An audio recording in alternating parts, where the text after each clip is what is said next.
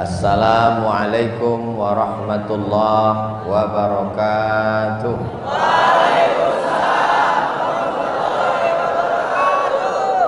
Apa kabar semua bapak-bapak, adik-adik, sehat semua? Alhamdulillahirabbil alamin. Allahumma sholli ala sayyidina Muhammad wa ala ali sayyidina Muhammad. Sahibul fadilah, fadilatul ustaz Guru Syaukani Al-Banjari. Mudah-mudahan anak-anak kita menjadi penghafal Quran dan qari seperti beliau. Amin ya rabbal alamin. Yang sama kita hormati jajaran pimpinan Direktur PT Komatsu Manufacturing Indonesia. Asia. Saya sengaja nyebut Indonesia. Kira-kira kalau saya salah diluruskan atau tidak. Ternyata salah satu syukur kita kepada Allah, siapapun kita, kalau kita keliru, salah, masih ada yang meluruskan. Alhamdulillahirabbil alamin. Semua pegawai, karyawan, karyawati yang tak dapat saya sebutkan satu persatu, insya Allah semuanya dimuliakan Allah Subhanahu wa taala.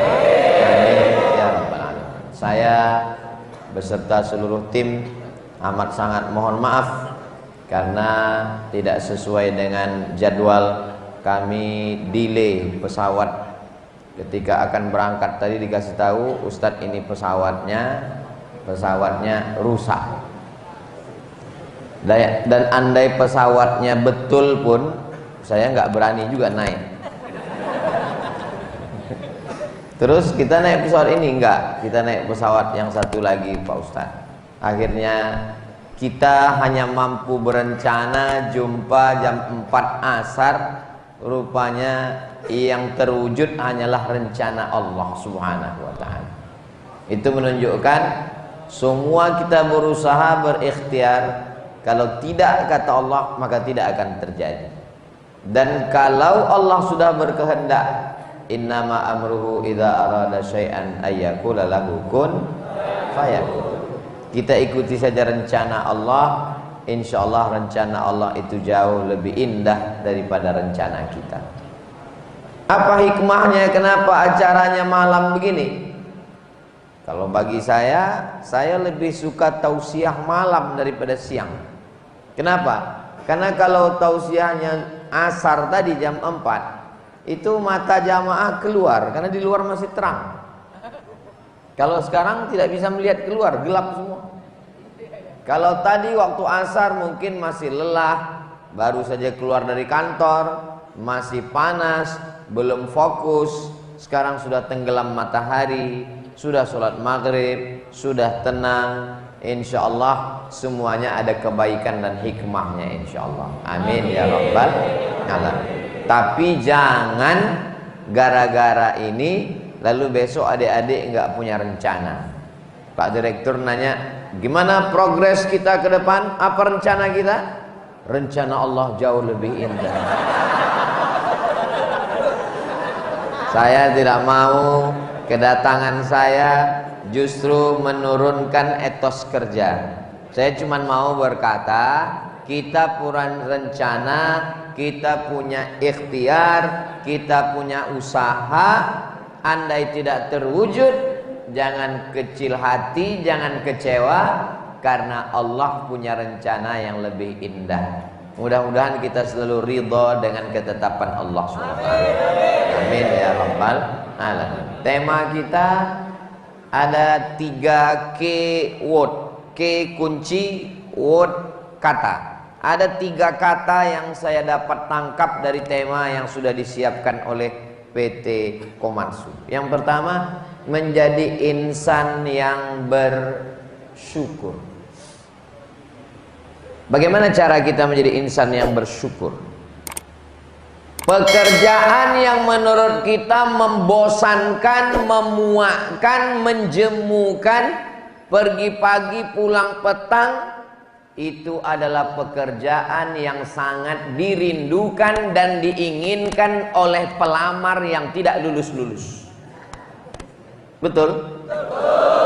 Tapi karena kita sudah lulus, sudah kerja, dapat gaji, kita menyepelekan pekerjaan itu. Kalau mau tahu nikmatnya punya pekerjaan, coba adakan podcast wawancara dengan orang yang pernah memasukkan lamaran ke PT Komatsu, tidak diterima 10 kali ngelamar, nggak diterima. Coba tanya dia, bagaimana perasaan kamu seandainya kamu lulus jadi pegawai di PT Komatsu? Itulah yang kurindu-rindukan, dan itulah yang diinginkan oleh calon mertuaku yang menolakku karena aku nggak lulus. Rumah yang menurut kita kecil, disepelekan orang, tidak ada indah-indahnya, itu adalah rumah yang sangat dirindukan oleh orang kontraktor. Maksudnya yang kontrak terus belum punya rumah. Istri yang menurut kamu menjemukan, membosankan, nggak ada cantik-cantiknya, itu adalah istri yang dirindukan, diinginkan oleh jomblo yang belum ketemu jodoh. Jadi kita ini mesti banyak-banyak bersyukur. Coba ambil foto-foto yang lama. Kalau masih punya gambar foto waktu masih ngelamar kerja, belum dapat kerjaan, saya sampai sekarang di laptop saya masih saya simpan satu folder surat lamaran kerja. Berapa lamarannya Ustaz? 17 lamaran.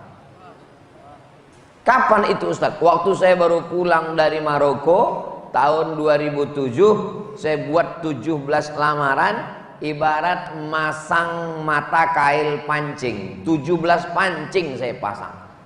Setelah dipasang, pasang, tarik pancing yang satu, hilang umpannya.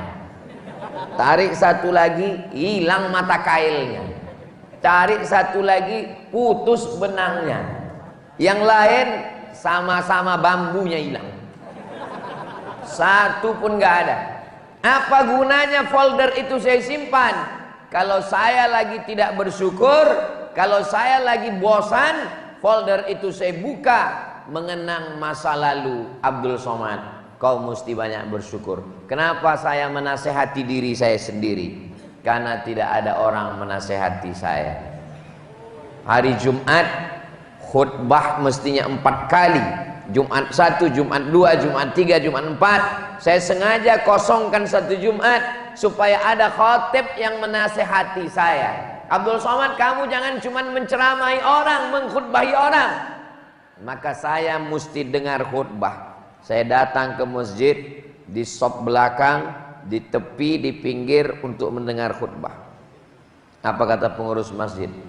Sebenarnya khotib kita pada hari ini adalah Ustadz Fulan, tapi kami melihat ada hadir Ustadz Abdul Somad. Kita minta dia menyampaikan khutbah.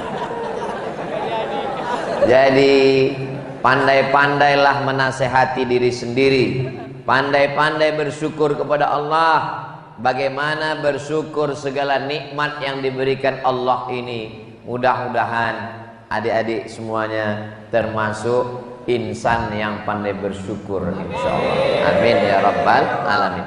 Bersyukur dengan lidah, subhanallah walhamdulillah wala ilaha illallah wallahu akbar. Bersyukur dengan hati, aku bersyukur sudah dapat kerjaan, aku bersyukur sudah punya seragam. Seragam ini bagi sebagian orang menjemukan, memuakkan, membosankan. Inilah seragam yang ditunggu-tunggu, dinanti-nanti, dirindukan oleh calon insinyur yang sekarang semester 7 di Institut Teknologi Bandung. Komatsu. Saya baru dapat jadwal ini tadi dikasih oleh Ustaz Andri. Jadwal pertama kedatangan safari Kalimantan Timur, Kalimantan Utara, 2 provinsi ini. Ini tausiah pertama di PT Komatsu. Memang beberapa hari ini sudah ada tanda-tandanya saya akan kemari. Tandanya mana? Anak saya 2 hari ini main traktor terus. Saya heran. Tadi saya baru nyambung. Pas ngomong dengan Pak Direktur, pas lagi makan Ustaz Abdul Somad, diputarkan videonya, saya lihat. Oh, ini yang dimainkan anak saya 2 hari. Jadi rupanya Allah sudah kirimkan signal-signal, ada tanda-tanda, ada supaya kita punya persiapan. Jadi sebelum datang Kokomatsu, Allah kirim tanda-tanda. Adik-adik juga nanti ketika akan ada berjodoh juga gitu, ada tanda-tandanya. Ustadz, apa tandanya kalau dia itu jodoh kita? Saya dulu juga gitu nanya ke tetangga, Pak, apa tandanya kalau dia jodoh kita? Kalau dia jodohmu, tandanya hatimu bergetar. Terus saya lama menung. Kenapa? Karena setiap ketemu perempuan bergetar. Mati pun begitu juga ada tanda-tandanya. Mudah-mudahan kita bisa merenung sejenak, membaca tanda-tanda signal yang halus itu, supaya kita semuanya menjadi orang bersyukur dan mati dalam keadaan husnul khatimah. Qalilan ma tashkurun, sedikit orang yang bisa bersyukur. Wa qalilun min ibadiyas syakur, sedikit sekali hambaku yang pandai bersyukur. Kebanyakan manusia ini kurang. Nanti kalau sudah tamat sekolah, mudah-mudahan bisa kuliah. Setelah kuliah tidak pernah bersyukur. Kenapa? Dia ngelihat orang kerja. Nanti setelah tamat kuliah, mudah-mudahan dapat kerja. Setelah kerja dia nggak pernah bersyukur. Kenapa? Karena dia ngelihat orang yang tinggi jabatan. Nanti kalau saya sudah kerja, saya akan bersyukur. Nggak juga bersyukur. Kenapa? Dia ngelihat orang yang sudah kerja dapat uang, menikah. Nanti kalau sudah menikah bersyukur, tidak juga bersyukur. Kenapa? Dia lihat kawannya sudah nikah, punya rumah, punya mobil, punya kendaraan. Nanti kalau sudah nikah akan bersyukur. Ternyata sudah nikah tidak bersyukur. Kenapa? Karena dia lihat orang sudah punya anak, dia belum juga punya. Nanti kalau sudah punya anak akan bersyukur. Ternyata setelah punya anak tidak bersyukur. Kenapa? Karena anaknya laki-laki. Orang terus nanya, kok nggak punya anak perempuan? Renungkan nikmat yang sedang ada sekarang. Mundur 5 tahun yang lalu, bagaimana rindunya kita ke PT ini, rindunya punya seragam ini, rindunya bekerja di sini. Sekarang sudah dapat, syukuri dengan lidah alhamdulillahirabbil alamin. Kita akan cinta dengan pekerjaan kita, cinta di tempat kita bekerja. Adik-adik yang sudah bekerja di PT Komatsu ini, di antara nikmatnya bukan cuma seragamnya, bukan cuma gajinya, tapi nikmat yang terbesar adalah di tempat bekerjanya tidak terhalang untuk beribadah, ada masjid.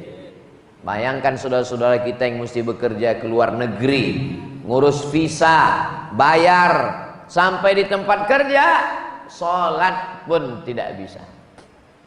Assalamualaikum Ustadz Abdul Somad, tolong baca DM saya, ada pertanyaan yang sangat penting.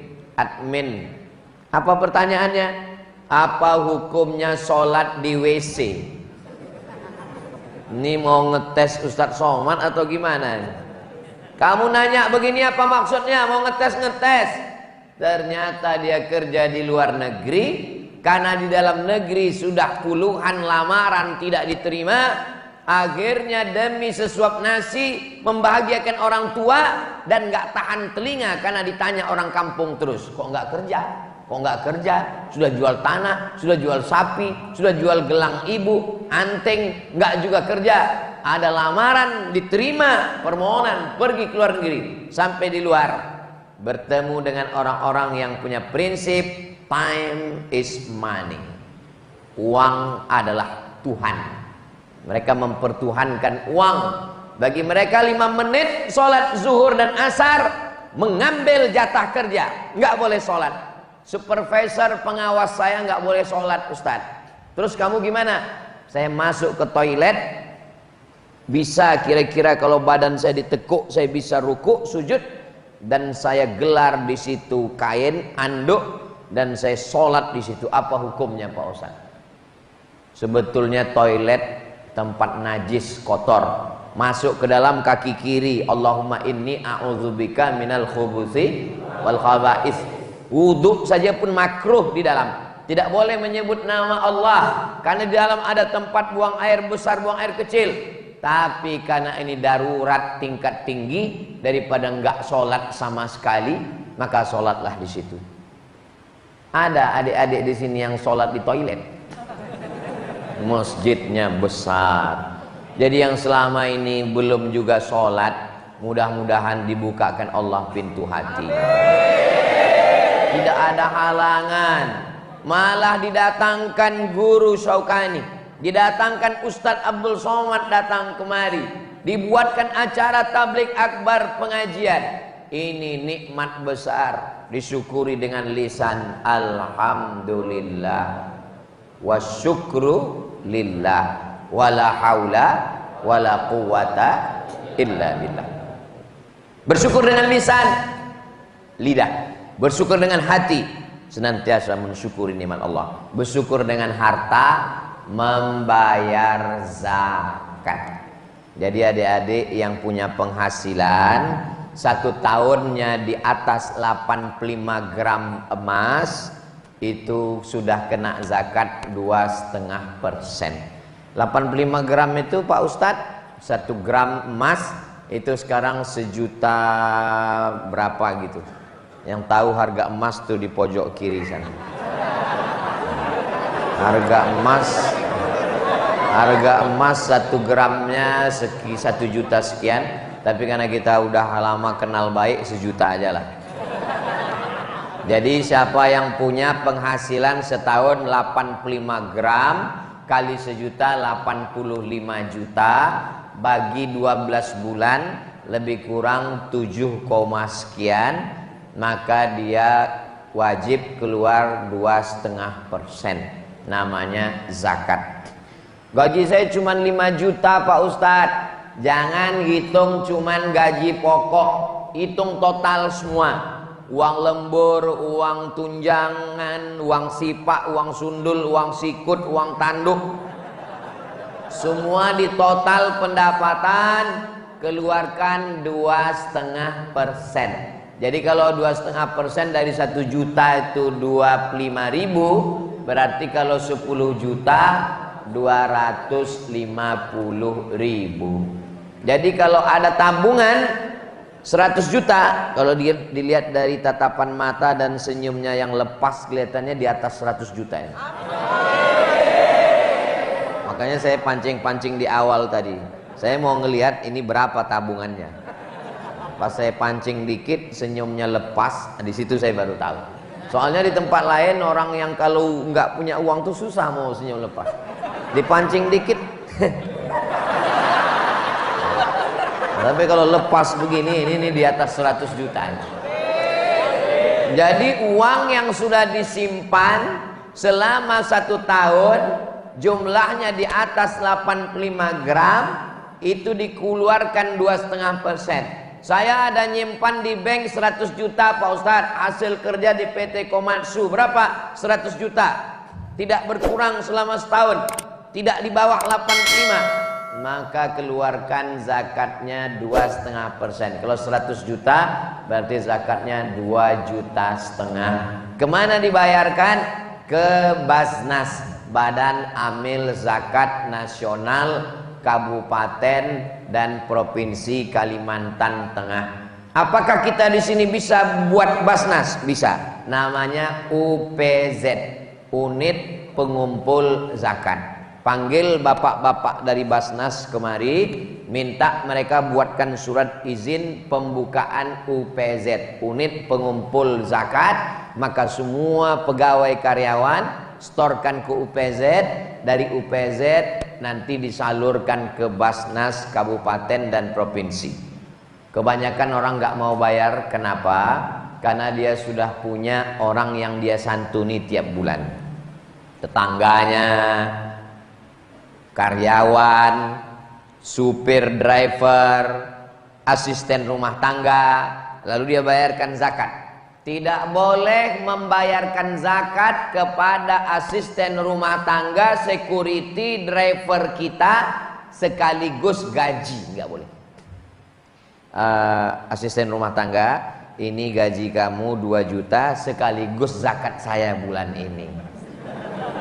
Itu terlalu cerdas beragama. Kalau mau bayar gaji, berapa gajinya? 2 juta, 3 juta. Ini gaji kamu dan ini zakat saya. Kalau dia masuk dalam salah satu dari 8 asnaf. Innamas shadaqatu lil fuqara wal masakin wal amilin 'alaiha wal muallafati qulubuhum wa fir riqab wal gharimin wa fi sabilillah wa banis sabil. Tidak boleh dikeluarkan dari yang 8. Bolehkah saya berzakat kepada ayah saya, Pak Ustadz? Ibu saya? Ayah, ibu, istri, anak tidak boleh dikasih zakat. Papa, ini ada hadiah untuk papa sekaligus zakat saya bulan ini. Enggak boleh. 4 orang ini tidak boleh dizakati. Istri, ini belanja bulan ini mama sekaligus zakat saya. Enggak boleh. 4 orang ini tidak boleh dizakati. Kenapa? Karena mereka wajib kita beri nafkah. Itu beda gaji ibu dengan gaji bapak. Ibu punya gaji 10 juta, bapak punya gaji 10 juta. Uangnya sama. Apa bedanya? Gaji bapak di dalamnya ada nafkah istri, ada nafkah anak, ada nafkah orang tua. Sedangkan gaji perempuan bersih 10 juta, tidak berkurang sama sekali. Begitulah hebatnya perempuan. Saya berani nyampaikan ini di sini karena nggak banyak perempuan dan mereka nggak akan membocorkan ini keluar. Karena asalnya perempuan di rumah, waqarna fi buyutikunna. Tapi bolehkah perempuan bekerja? Boleh, dengan syarat dan ketentuan berlaku. Maka istri dapat izin dari suami, lalu kemudian dia bekerja. Apa beda gaji suami sama gaji istri? Gaji suami di dalamnya ada tanggungan, gaji istri bersih. Lalu kebetulan suaminya belum bekerja. Lalu kemudian ya begitulah Allah membagi dengan keadilan. Bolehkah istri berzakat ke suami? Boleh. Istri manggil suaminya, mari kemari fakir miskin.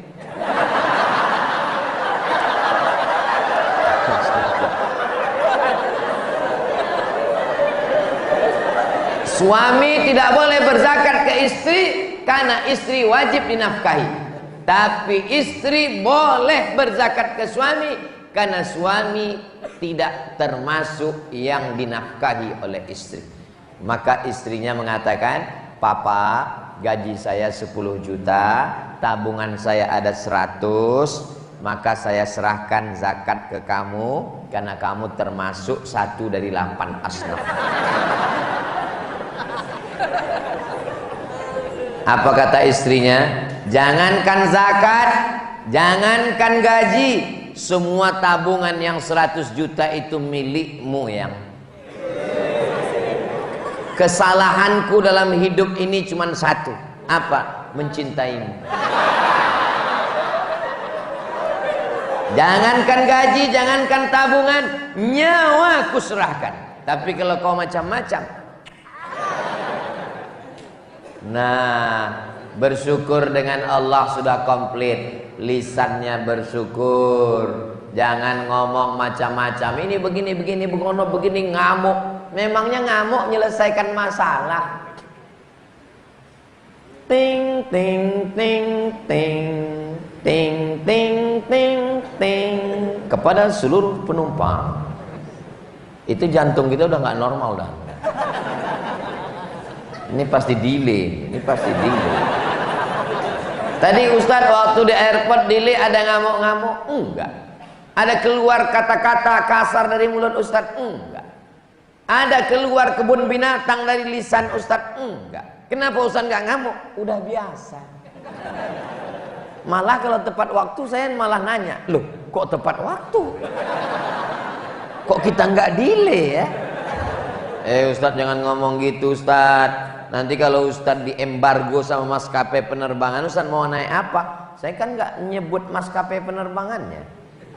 Menjaga kode etik jurnalistik.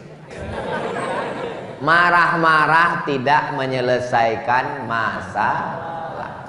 Ibu, kerja, pulang, suaminya marah-marah. Ibu jangan balas marah. Kalau dia marah, ibu marah, pecah perang dunia ketiga. Ibu nyanyi aja, abang jangan marah-marah, nanti abang cepat mati.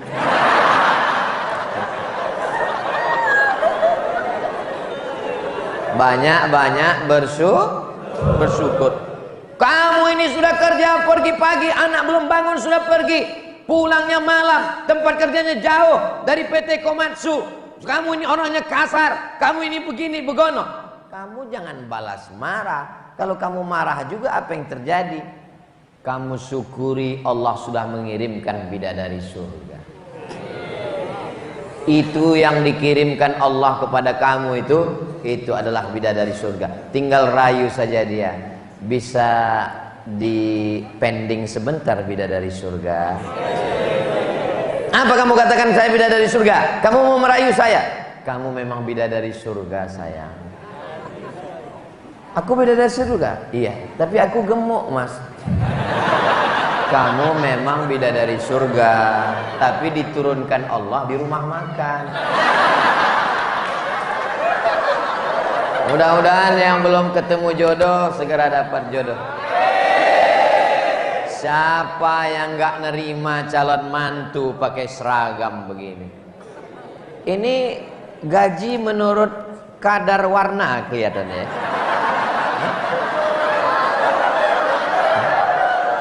Semakin biru itu semakin banyak mungkin ya.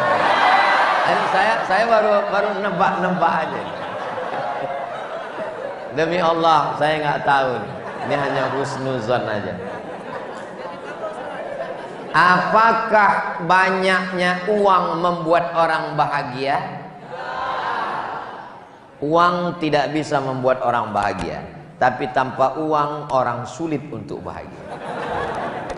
Kalaulah uang bisa buat orang bahagia, maka orang yang berada di tempat tidur seharga 1 miliar pasti dia bahagia.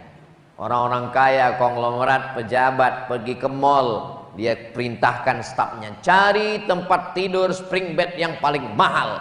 Ini ketemu bos, berapa harganya? 1,2 M. Bawa pulang. Sampai di tempat tidur jam 2 nggak bisa tidur.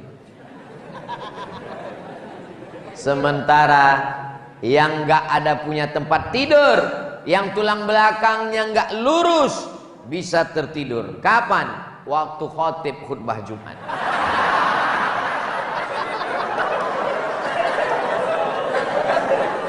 Maka saya Ustadz Abdul Somad belum pernah ngamuk marah ke jamaah ketika khutbah ceramah jamaahnya tidur. Belum pernah saya marah. Dengarkan tausiah Ustadz Somad yang streaming, yang YouTube, yang Instagram, yang TikTok, belum pernah marah. Kenapa? Karena uang tidak bisa membeli tidur. Berapa banyak orang punya uang tapi tidak bisa tidur, kena penyakit insomnia. Pergi ke psikiater, pergi ke rumah sakit hanya untuk beli pil obat tidur. Ustadz tadi berangkat dari rumah jam berapa? Subuh, langsung ke airport Pekanbaru. Dari Pekanbaru terbang ke Jakarta 1,5 jam. Jakarta menantikan pesawat terbang, langsung berangkat ke Balikpapan. Ustadz belum ada istirahat. Disitulah Allah berikan saya keutamaan. Belum ban pesawat itu bergerak, saya sudah tidur. Begitu duduk, bangun sampai Jakarta, tidur lagi sampai Balikpapan. Jadi ada satu nikmat yang menurut kita bukan nikmat, itu adalah nikmat. Maka kalau ada nanti adik-adik yang sholat lalu ditegur orang, kenapa kamu tidur? Kata Ustadz Somad, ini nikmat yang belum tentu bisa dibayar dengan uang. Mudah-mudahan kita mensyukuri semua nikmat Allah ini. Amin ya rabbal alamin. Bersyukur. Yang kedua, ikhlas. Air yang tidak bercampur dengan apa-apa, murni, tidak ada warnanya, tidak ada baunya, tidak ada rasanya. Orang Arab menyebut air al-ma'ul khalis, air yang ikhlas. Ini kalau di Arab ini namanya al-ma'ul khalis, air yang ikhlas. Kenapa ikhlas? Tidak ada warnanya, tidak ada baunya, tidak ada rasanya. Air ikhlas. Ustadz mesti sering dikasih air ikhlas. Kalau Ustadz Somad dikasih air gula, nanti dia kena diabetes meletus. Kalau Ustadz Somad dikasih minum kopi, nanti dia tidak bisa tidur di jalan, nanti sampai di tempat ceramah dia nggak bisa berdiri, goyang. Maka PT Komatsu bukan hanya bisa membetulkan mesin traktor, tapi juga paham air apa yang mesti diberikan ke Ustadz. Air ikhlas. Oh, ini Ustadz Somad nih kelihatannya nyindir ini. Saya ustadz yang tidak pandai sindir menyindir. Saya orangnya langsung to the point. Buka daun nampak buah. Ustadz mau minta teh manis ya? Saya sudah dikasih makan dan minum tadi di belakang. Itu maka saya berdiri tegak. Tadi ditanya, Ustadz duduk atau pakai kursi? Saya tegak berdiri. Kenapa? Karena kalau saya duduk di kursi, lalu kemudian Pak Direktur, guru, adik-adik di bawah, saya duduk, saya merasa diri saya seperti Fir'aun. Ikhlas, bersihkan hati, langkahkan kaki dari rumah, bismillahi tawakkaltu 'alallah, la haula wala quwata illa billah. Selama adik-adik bekerja, dari mulai pagi, sore, petang, lembur, malam, itu insya Allah bernilai ibadah. Yang sudah punya istri, punya anak, ayah ibunya ada, maka dia menanggung 4 nafkah. Istri, anak, ayah, ibu. Mereka suap nasi dengan ikan. Allahumma barik lana fima razaqtana wa qina azabannar, halalan thayyiba. Untuk bayar anak sekolah TK, SD, SMP, SMA, kuliah, maka itu bernilai ibadah. Tapi jangan sampai lupa ibadah mahdoh. Kerja ini ibadah. Ibadah dari mulai masuk pagi sampai pulang petang ibadah. Tapi ada satu lagi namanya ibadah mahdoh, pure, original, murni ibadah. Itulah dia sholat. Jangan sampai gara-gara ini, gara-gara ceramah Ustaz Somad, hayya 'alas shalah, dari masjid Baitul Muttaqin, rumahnya orang bertakwa. Dia tetap juga kerja di kantor, buat laporan, masang mesin, alat berat, semuanya. Begitu ditanya, kamu nggak sholat? Ini adalah ibadah. Ibadah ada 2. Satu ibadah mahdoh, sholat. Satu lagi ibadah ghairu mahdoh. Dia tidak ibadah, tapi kalau disebut nama Allah, maka dia bernilai ibadah. Ada orang ketika sholat dia sangat khusyuk, gatal kepalanya, garuk sekali, takut dia, matanya hanya melihat ke tempat sujud. Tapi begitu bekerja, tidak on time, tidak tepat waktu, terlambat, malah terlambat datang, pulang cepat. Pas ditanya, kamu kenapa lambat datang, pulang cepat? Kita tidak boleh bersalah 2 kali dalam sehari. Kalau sudah salah di awal, jangan lagi lambat pulang, mesti cepat.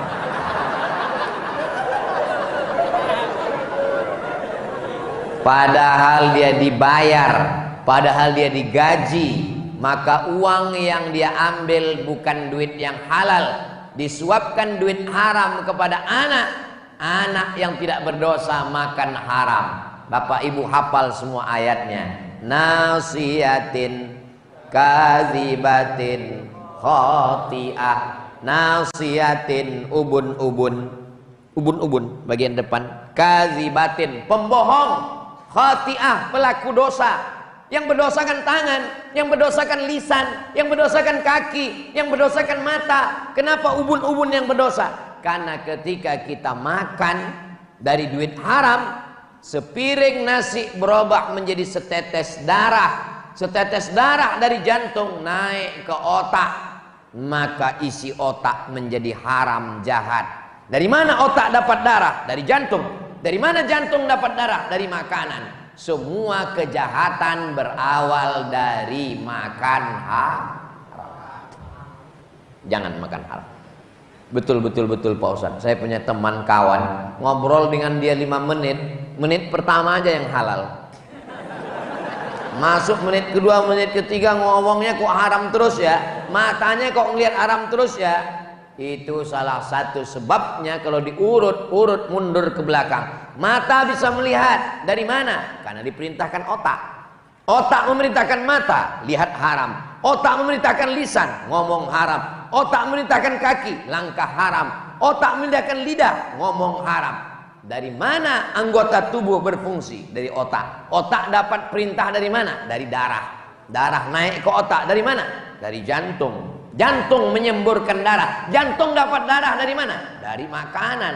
Sepiring nasi yang kita kunyah itu akan berubah menjadi setetes darah. Jangan kasih anak istri uang haram. Yang jadi masalah, uang haram sama uang halal warnanya sama.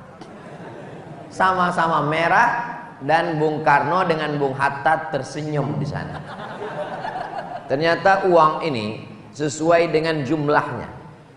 Kalau dia uang paling besar di Indonesia 100.000, itu proklamator tersenyum. Tapi kalau uang 1.000 itu bawa golok Patimura. Begitu hebatnya Bank Indonesia itu menempatkan. Luar biasa. Perhatikan nanti pulang dari sini. Ambil uang 1.000, ambil 100.000, foto, update status nanti malam. Mau uang berapapun, kalau sampai duit yang haram, maka kotor. Yang bersih, murni, tidak ada rasa, tidak ada bau, tidak ada warna. Dia adalah ikhlas. Mudah-mudahan kita termasuk yang ikhlas karena Allah. Bapaknya, suaminya bekerja ikhlas, istrinya menjaga anak-anak di rumah, berusaha dengan ikhlas, bekerja ikhlas karena Allah. Apakah dengan bekerja ikhlas karena Allah lalu tidak mementingkan prestasi, jabatan, gaji? Itu sama seperti orang yang kuliah di universitas. Kamu belajar di sini karena Allah. Saya belajar karena Allah. Kalau memang betul belajar karena Allah, nggak usah ngurus transkrip nilai. Kalau memang betul belajar karena Allah, nggak usah ngurus ijazah S1, S2, S3.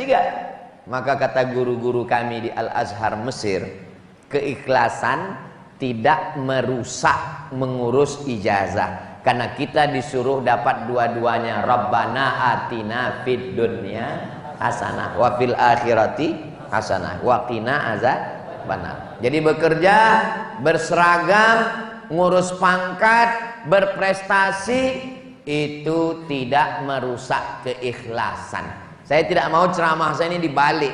Besok tiba-tiba ada orang datang bekerja di PT Komatsu, tidak rapi, tidak ngurus seragam, tidak ngurus pangkat, tidak berprestasi. Pas dievaluasi, kenapa kamu begini? Yang penting ikhlas. Dua kesalahannya. Yang pertama, tidak mengikuti aturan perusahaan. Yang kedua, mengkambing hitamkan Tuhan dengan kemalasan. Banyak orang sekarang malas, nggak mau berusaha, tapi giliran dia dievaluasi, dia mengkambing hitamkan Tuhan. Seorang suami yang tidak mau bekerja, yang malas-malasan, ditanya sama istrinya, kenapa kamu nggak bekerja? Kenapa kamu tidak berusaha? Kenapa kamu tidak berkarir? Ini sudah takdir Allah. Ini bukan ahlus sunnah wal jamaah. Ahlus sunnah wal jamaah itu bedanya dengan Jabriyah. Dia ada al-kasbu wal ikhtiar. Ada usaha, sekolah sesuai dengan jurusan. Saya yakin dan percaya adik-adik ini dulu pasti sekolahnya itu dari kecil sudah kelihatan jurusan. Coba sekolahkan anak-anak kita sesuai dengan jurusan. pasti insya Allah dia berprestasi. Ustaz, anak saya ini kemana-mana bawa martil, masukkan ke fakultas hukum. Berarti dia mau jadi hakim. Kalau nggak lulus hakim, tukang. Anak saya kemana-mana itu bawa jarum suntik, fakultas kedokteran. Anak saya kemana-mana main traktor alat berat, komatsu.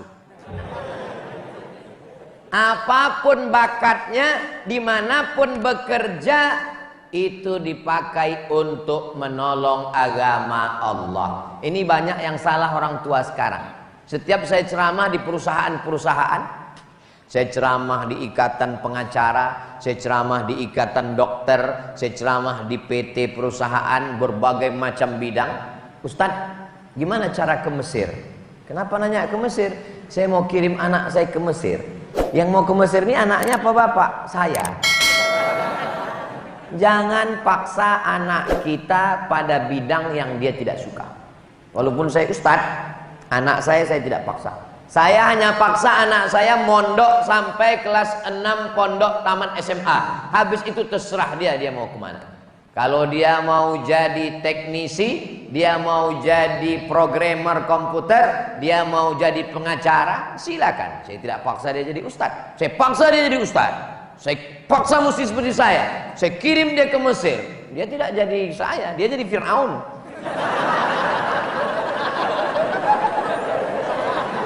Jadi pegawai PT Komatsu dengan tulus ikhlas bekerja, kasih anak istri makan halal, bayar zakat, bisa menolong agama Allah. Allahu Akbar. Dengan apapun, kalau engkau sudah dipakai Allah, maka jangan cari peluang yang lain. Jadi jangan menyangka kalau menolong agama Allah itu hanya Ustadz Somad. Menolong agama Allah dengan guru, dengan Al-Quran. Guru diberikan Allah dengan suaranya dan hafalannya yang kuat. Itu ayat Quran yang beliau baca tadi pakai qiraat Warsh. Tak sama dengan qiraat yang kita baca, qiraat Hafs an Asim. Bisa beliau hafal tidak melihat Quran, ingat qiraat Warsh dengan Hafs. Ingatan kuat, suara bagus. Kamu suara bagus? Bagus Pak Ustadz. Hafalan? Error. Kamu hafalan bagus? Hafalan bagus Pak Ustadz. Suara? Macam kambing ditarik. Tidak ada manusia yang lahir tanpa bakat. Suara tak bagus, hafalan tak bagus, mungkin dalam bidang lain dia bagus. Allah itu maha adil. Kalau sudah merasa ini bidang saya, tekunlah di sana, kerja ikhlas, insya Allah bisa menolong agama Allah Subhanahu wa ta'ala. Tapi saya nggak bisa ceramah, saya nggak bisa khutbah. Ayyahdiyallahu bika rajulan wahidan. Satu orang dapat hidayah karenamu. Satu orang khairum minad dunya wa ma fiha. Lebih baik daripada dunia dan seisinya. Satu orang cuman. Gua banget ini. Saya memang betul Pak Ustadz, saya nggak pernah khutbah, saya nggak pernah ceramah, dan yang dapat hidayah itu cuma satu orang Pak Ustadz. Siapa? Istri saya. So sweet. Mudah-mudahan nanti adik dapat istri yang solihah. Tolong yang bilang amin yang belum nikah aja. Saya khawatir yang udah nikah bilang amin. Keyword yang pertama bersyukur, yang kedua ikhlas, yang ketiga adalah bahagia. Melihat dari senyumnya, dari tatapan matanya, semua ini orang-orang bahagia. Amin. Nggak tahu juga keluar masjid nanti ya. Syarat bahagia kata Nabi 3. Yang pertama, qalban syakira, hatinya bersyukur. Yang kedua, lisanan zakira, lisannya berzikir, alhamdulillah, alhamdulillah. Yang ketiga, zaujatan solihah, istri yang solihah. Kalau dapat tiga-tiga ini, kita bahagia. Doakan supaya Ustaz Abdul Somad dapat tiga-tiganya. Amin. Hati bersyukur, lisan berzikir, istri solihah. Hati saya selalu bersyukur pada Allah. Saya selalu bersyukur kepada Allah atas nikmat apapun. Teman saya sama-sama satu angkatan ke UIN, sama-sama daftar, meninggal. Satu kelas, sama-sama sarapan pagi, meninggal. Adik kelas saya meninggal. Kami dari Sumatera Utara bertiga. Atasan Ustadz Tengku Zulkarnain di atas saya. Yang bawah Ustadz Mahir Tuailibi. Saya tinggal di tengah. Ustadz Mahir meninggal, Ustadz Tengku meninggal. Engkau masih beri aku nafas ya Allah, Engkau masih kasih aku hidup, aku bersyukur kepada Engkau. Saya tidak pernah mengutuk nasib, mengapa begini, saya syukuri, doakan supaya saya tetap bisa bersyukur kepada Allah. Yang kedua, lisanan zakira. Kalau kita ikut omongan orang, letih kita capek. Makanya orang kalau ketemu dengan saya di luar masjid, di luar tausiah, Ustadz Somad ini orangnya cool banget ya. Kalau Ustadz kalau pas ngomong itu, tapi kalau pas ngobrol, apa yang mau kuomongkan? Apa yang mesti dicakapkan? Kalau saya ngomong depan orang banyak, yang saya sampaikan hadis, saya sampaikan ayat. Tapi kalau sudah, saya lebih banyak mendengar. Kenapa? Tidak usah banyak ngomong, banyak cakap yang tidak bermanfaat. Setiap katanya akan diminta tanggung jawab. Ada juga orang yang nggak ngomong, tapi jempolnya jalan terus. Habis grup-grup WhatsApp, serang. Maksudnya bukan hanya sekedar lisan, tapi juga tangan. Hatinya bersyukur, lisannya berzikir, dapat bidadari surga yang selalu menenangkan hati. Mudah-mudahan kita semua selalu diberikan Allah kebahagiaan, insyaallah. Bahagia tidak bisa dibayar dengan uang.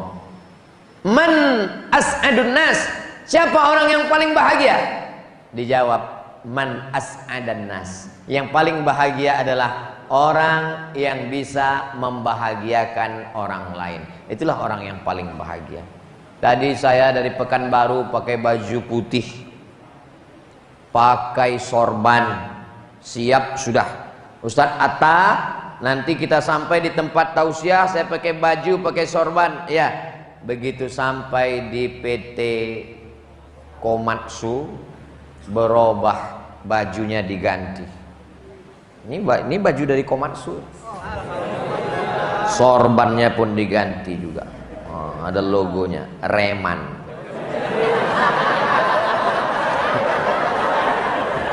Reman. Kenapa sorban Ustadz diganti? Kenapa bajunya diganti? Ada orang yang bahagia pakai baju baru, tapi ada yang lebih hebat lagi. Apa dia? Dia bahagia melihat orang lain pakai baju baru. Itu yang lebih the best lagi. Ada orang bahagia melihat dirinya bahagia, tapi ada yang lebih hebat lagi. Siapa? Ikut bahagia melihat kebahagiaan orang lain. Itulah orang yang paling bahagia. Bahagia makan enak, minum enak, bahagia. Tapi ada orang lebih bahagia. Dia beli nasi bungkus 2, dia pergi ke panti jompo menemui orang-orang tua. Karena dia tidak bahagia kalau dia hanya makan sendiri, dia bahagia melihat orang lain makan. Assalamualaikum Bapak panti jompo. Waalaikumsalam. Berapa orang semua yang ada di panti ini? Ada 100 orang. Saya mau ajak mereka makan. Semuanya? Enggak, 1 orang aja.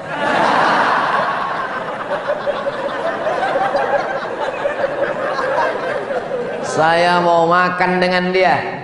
Melihat kerut tangannya, uratnya keluar, kita sedang melihat diri kita 30 tahun yang akan datang.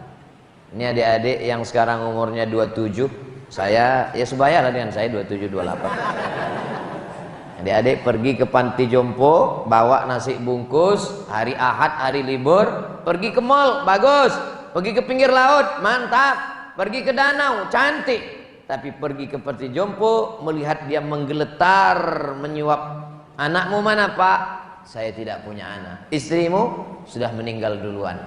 Kenapa Bapak di sini? Saya sebatang kara. Melihat dia menyuap nasinya, menetes air matanya, menetes pula air mata kita. Itulah kebahagiaan yang tak bisa diungkapkan dengan kata-kata, karena bahagia adalah rasa. Kalau rasa mau diceritakan dengan kata, kata terlalu miskin untuk mewakili rasa.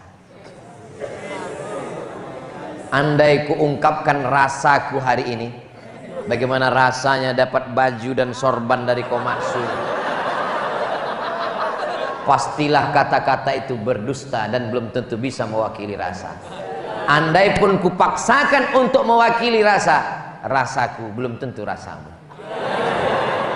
Maka tidak usah dirangkai kata-kata, jangan merasa bisa mengungkapkan rasa. Cukuplah dengan rasakan saja kebahagiaan dengan berbagi kepada orang lain. Insya Allah tiga-tiganya kita dapat. Kita menjadi orang yang bersyukur, kerja ikhlas dan bahagia. Tadi saya mulai jam 6:30, sekarang sudah jam 7:30. Walaupun saya nggak ngelihat jam, itu saya terasa sudah kesemutannya 1 jam. Sudah 1 jam saya berdiri. Inilah tausiah yang paling komplit. Sholat maghribnya dapat, sholat isyaknya dapat, dari maghrib ke isyaknya ngaji. Adik-adik semuanya jangan lupa, jangan sampai tinggalkan sholat. Sesulit apapun sholat, sholat, sholat. Karena kalau kita mati yang kita bawa cuma sholat. Istri tinggal.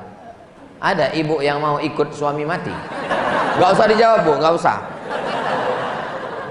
Gak ada. Inna awwala ma yuhasabu bihil abdu yaumal qiyamah sholat. Sholat. Tidak ada yang bisa tawar-menawar sholat. Tidak ada halangan di PT Komatsu untuk tidak sholat. Tempat wuduknya, tempat sholatnya cantik, indah tamannya. Datang sholat. Sebesar apa, seberat apa ujianmu, Allah maha besar. Angkat 2 tangan, Allahu Akbar. Seberat apa tanggungan hidupmu, Allahu Akbar. Bahagiakan orang tua. Kalau mau bahagia, bahagiakan orang tua. Gajian, dapat uang, belikan kain, belikan mukena, belikan Quran yang besar. Saya cari ke pasar Quran yang paling besar, saya belikan rehal tempat Quran. Saya pulang ke rumah, mak, ini Quran. Dibukanya Quran, senang sekali dia. Selama ini kalau aku baca Quran, titik banyak hilang. Sekarang, oh senang sekali aku Quran. Belikan sajadah, tegak dia di atas sajadah itu, lembut sekali sajadah yang kau belikan ini, ya Allah, kata dia. Sholat dia di situ, menetes air matanya. Doamu mungkin tak makbul, tapi doa dia mengetuk pintu langit. Saya belikan sajadah, saya belikan rehal, saya belikan Quran. Setelah dia meninggal 2019, saya pulang ke rumah tempat dia sholat dulu. Saya bentang sajadah itu, saya gelar sajadah di tempat itu, sajadahnya masih ada. Saya letakkan di situ rehalnya, saya baca Quran, saya baca Yasin, mengobati keringnya hati karena rindu. Ternyata saya dulu tidak tahu, tak pernah terpikir di kepala saya untuk apa ini saya buat. Ternyata setelah dibuat, baru tahu sekarang, mengobati kerinduan adalah dengan membaca Quran yang dulu dia baca. Mengobati kerinduan adalah memeluk mukena yang dulu sempat dibelikan. Ini rumah saya, ini rumah ibu saya. Setiap saya pulang tausiah, tidak pernah sekalipun saya lewat tanpa mampir membawakan makanan. Sate, martabak, nasi goreng. Masalah dia makan tidak makan itu bukan urusan. Yang penting singgah. Assalamualaikum mak. Waalaikumsalam. Ini kenapa lah kau belikan, aku udah tidur ngantuk. Gak aku makan ini katanya. Bukan masalah dia makan atau tidak makan, yang penting kita sudah memberikan. Setiap makan enak yang pertama diingat adalah orang tua. Sampai suatu ketika saya makan ikan bakar, enak sekali ini ikan bakar. Sampai tertulis di situ, ikan bakar tidak bertulang. Pas saya buka, ada juga tulangnya. Enak sekali ikannya, enak, gurih, crispy. Saya angkat tangan mau pesan, mas bungkus 1 lagi. Maksudnya untuk almarhumah. Baru saya ingat, rupanya dia sudah meninggal. Kalau kita sering berpesan, maka kita, kalau udah meninggal apa yang bisa kita lakukan? Ibu kami sudah meninggal Pak Ustadz. Pulang dari tempat kerja dapat gaji, beli minyak 1 kilo, gula 1 kilo, beras 10, nggak sanggup 10, 5 kilo, roti gabin 1, sarden 2, susu saset teh, kopi, bungkus, bawa. Sejak meninggal almarhumah sampai sekarang, saya tetap memaketkan 300 paket sampai sekarang. Sebagiannya duit saya, sebagiannya dari jamaah. Ustadz pakai duit Ustadz? Iya. Dari mana Ustadz punya duit? Ustadz memangnya orang kaya? Enggak kaya. Tapi semua yang diupload di video itu dibagikan melalui channel Ustadz Abdul Somad Official. Subscribe, like, share, and comment. Allahu Akbar. Allahu Akbar. Kalau adik-adik mau bahagia, maka bahagiakan orang tua. Insya Allah. Kalau masih ada dia di rumah, pulanglah. Pulang malam ini, berikan makanan kesukaannya, belikan kain, belikan mukena. Kenapa? Nanti duitmu banyak, tapi tak ada lagi yang bisa tempat engkau berbagi cerita. Sekarang mungkin belum terasa, tapi nanti barulah kalian mengatakan, betul kata Ustadz Somad. Jadi selama ini nggak betul. Itu yang dapat saya sampaikan. Terima kasih atas segala perhatian. Mohon maaf atas segala kesilapan dan kekhilafan. Mudah-mudahan tetap terus semangat, terus bersyukur, terus ikhlas, dan terus dalam kebahagiaan. Ala hazihin niyah. Al-Fatihah.